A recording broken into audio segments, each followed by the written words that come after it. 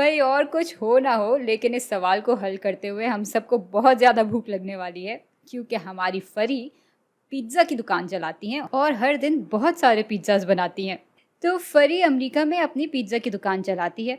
उसे हर रोज़ तंदूर इस्तेमाल करने के $8 देने पड़ते हैं और हर पिज़्ज़ा पे $1.5 के अज्जा इस्तेमाल होते हैं। एक दिन अज्जा की कीमत 1.5 यानी $1.5 से बढ़कर $2 हो जाती है। फरी ने हिसाब लगाया कि हर पिज्ज़ा की कीमत पुरानी जितनी रखने के लिए उसे पहले की निस्बत हर दिन 8 और पिज्ज़ाज बनाने पड़ेंगे। और अब कह रहे हैं कि एक ऐसी इक्वेशन बनाएं जिससे ये मालूम हो सके कि अज्जा की कीमत बढ़ने से पहले फरी हर दिन कितने पिज्ज़ाज बनाती थी। पिज्ज़ा की मिकदार को हमें पी से दिखाना होगा। चलें, पहले मालूम करते हैं कि अज्जा की कीमत बढ़ने से पहले फरी को एक पिज़्ज़ा कितने का पड़ता था और कीमत बढ़ने के बाद फरी को एक पिज़्ज़ा कितने का पड़ता है। भाई $8 तो फरी को तंदूर इस्तेमाल करने के लिए देने ही पड़ते थे और इसमें हम जमा करते हैं 1.5 ज़रब पी को। इस तरह हर रोज़ पी पिज़्ज़ा बनाने पे फरी के इतने पैसे लग जाते थे। और अगर हमें ये मालूम करना है कि एक पिज़्ज़ा की कितनी कीमत आती है, तो हमें इस पूरे एक्सप्रेशन को पी से तकसीम करना होगा। अच्छा, अब देखते हैं कि कीमत बढ़ने के बाद क्या होता है। तो अब $8 तो वैसे ही रहेंगे, लेकिन अब हर पिज़्ज़ा बनाने के लिए $2 के अज्जा इस्तेमाल होते हैं और इसलिए हम यहाँ 1.5 के बजाय 2 लिखेंगे। अच्छा, तो अब फरी पी पिज़्ज़ाज़ के बजाय पी जमा 8 पिज़्ज़ाज़ बना रही होगी, ताकि हर एक पिज़्ज़ा की जो कुल कीमत है वो उसी के बराबर रहे जितनी पहले थी। तो यहाँ हम 2 को ज़रब दे रहे होंगे पी जमा 8 से। और अब अगर हमें एक पिज़्ज़ा की कीमत मालूम करनी है, तो हमें इसे कुल पिज़्ज़ाज़ जो बन रहे हैं उनसे तकसीम करना होगा, यानी हम इसको तकसीम कर देंगे पी जमा 8 से। और ये दोनों एक्सप्रेशंस एक दूसरे के बराबर होंगे, क्योंकि पिज़्ज़ा की कीमत पुरानी जितनी रखने के लिए ही तो फरी ने इतने पापड़ बेले हैं, बल्कि पिज़्ज़ाज़ बेले हैं। अच्छा खैर, तो इन दोनों को हम एक दूसरे के बराबर रख देंगे। और अब सारा हिसाब इस पी पे मुनहसर है। पी की कदर कुछ ऐसी होनी चाहिए कि उसको इक्वेशन में डालने से इक्वेशन के ये दोनों हिस्से एक दूसरे के बराबर आ जाएं। और सवाल में हमसे कहा गया है कि अज्जा की कीमत बढ़ने से पहले फरी कितने पिज़्ज़ाज बनाती थी, ये मालूम करने के लिए इक्वेशन बनाएं। तो हमें इसी इक्वेशन को तोड़ मरोड़ कर कुछ ऐसे तब्दील करना पड़ेगा कि वो इक्वेशन हमें पी के लिए हल दे दे। और भाई ऐसा करने के लिए हमें पी को बाकी सारी टर्म से बिल्कुल अलग करना पड़ेगा।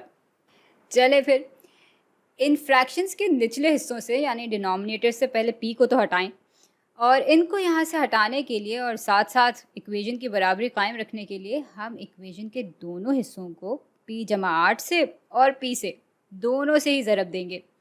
तो इक्वेशन के इस हिस्से में ये और ये आपस में कट जाएंगे और इस हिस्से में ये और ये आपस में कट जाएंगे। अच्छा, अब इन ब्रैकेट्स को खोल लेते हैं। पी ज़रब 8 बराबर हो जाएगा 8p के।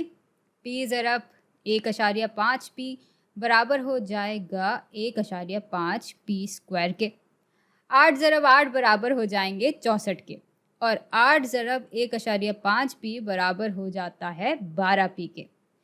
और ये पूरी चीज़ बराबर हो जाएगी, भाई 8 ज़रब p हो जाएंगे 8p के बराबर, जमा 2 ज़रब p होंगे 2p और उसके बाद फिर से इसको p से ज़रब देंगे तो ये हो जाएंगे 2p स्क्वायर। 2 ज़रब 8 हो जाते हैं 16 और 16 ज़रब p बराबर हो जाएगा 16p के। अच्छा, अब हमें क्वाड्रेटिक इक्वेशन मिलने वाली है आखिर में।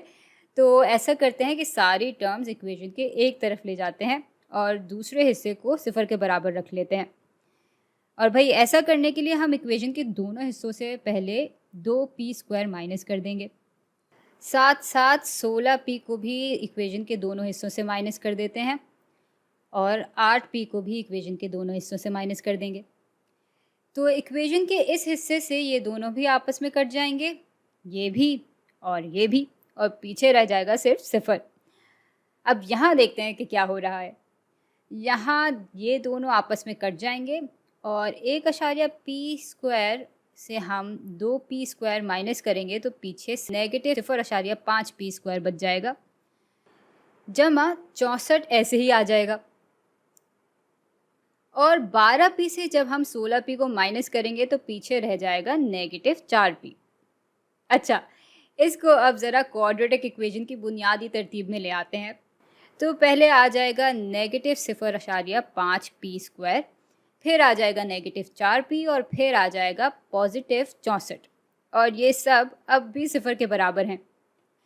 अच्छा, अब इस पूरे एक्सप्रेशन को नेगेटिव से ज़रब दे देते हैं ताकि हमारी ये टर्म पॉजिटिव हो सके, और इक्वेशन की बराबरी कायम रखने के लिए हमें इक्वेशन के इस हिस्से को भी नेगेटिव से ज़रब देना पड़ेगा। साथ ही साथ इक्वेशन के दोनों हिस्सों को 2 से भी ज़रब दे देते हैं ताकि यहाँ से डेसिमल हट सके और हमारी ज़िंदगी थोड़ी आसान हो जाए। तो ये हो जाएगा p² जमा 8p माइनस 64 ज़रब 2 बराबर होते हैं 128 के। अब हमें देखना है कि ऐसी कौन सी 2 टर्म्स हैं जिनको जब हम आपस में ज़रब दें तो हमें ये वाली टर्म मिल जाए, और जिनको जब हम आपस में जमा करें तो हमें ये वाली टर्म मिल जाए। चलिए मेरे साथ आप भी सोचें।